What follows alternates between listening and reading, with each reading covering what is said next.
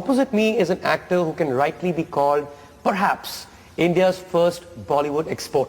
His directors include cult names like Wes Anderson, Michael Winterbottom, of course, Danny Boyle. Irrfan Khan, welcome to the show. Thank you. Thanks. India's first Bollywood export? I don't know. Victor Banerjee was there. Right. Any more? I think now the time will see lot many. But did you at any point feel that you were almost there in terms of an Oscar nomination? Say we take a film like The Namesake, or we take a film like A Mighty Heart. The reviews in even publications like the New York Times are fairly glowing. Do you think you could get an Oscar nomination for a Best Supporting Actor because those films also were touted as things that could be considered? Namesake, I thought it won't go that far. Right. Because of the theme, because it has done many times that story. Right, that immigration story. Yeah, immigration story. Mighty Heart, yes, I had. So I said that there's no point hiring any PR for this because I don't see any performance in this. It's just a presence, and for presence you don't get Oscar nomination. Slumdog, yes, producer, he told me that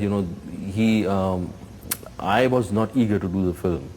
He said, "Why are you leaving this film? This is an Oscar nomination. You will get an Oscar for this."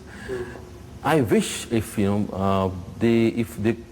they would have kept my second half, whatever. There was a lot of chopping in your role in Slumdog as well. Yeah, but the film would have got affected. I think my role was to help him to achieve everything. Right. So maybe they must have thought that the boy should achieve everything on his own. Slumdog, of course, is the big story, and it's touted as India's film at the Oscars. Where do you fall on that debate?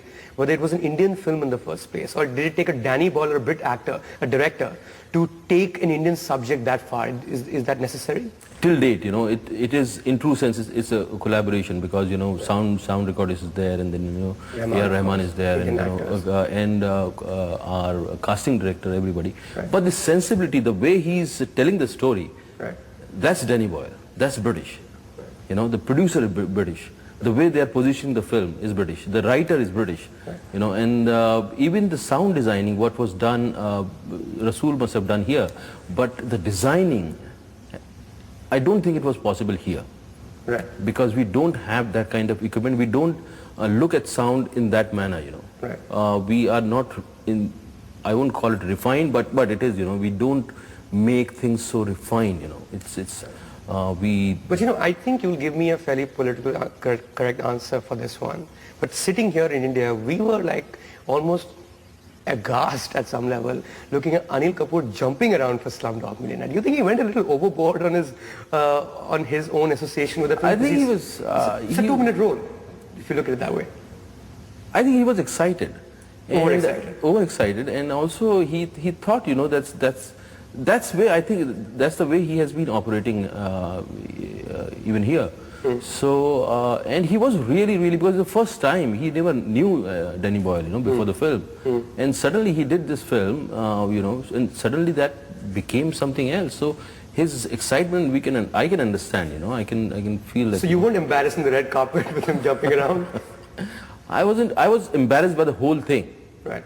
I don't know. Aaj mere yaar ki shaadi hai, Given that you worked with some of the better names of cinema, and even here, some of them, and you're fresh off the success of New York, if I were to ask you to define for me what separates an Indian director from a Wes Anderson or from a Danny Boyle, or what separates an Angelina Jolie from, say, a Katrina Kaif, what would that be?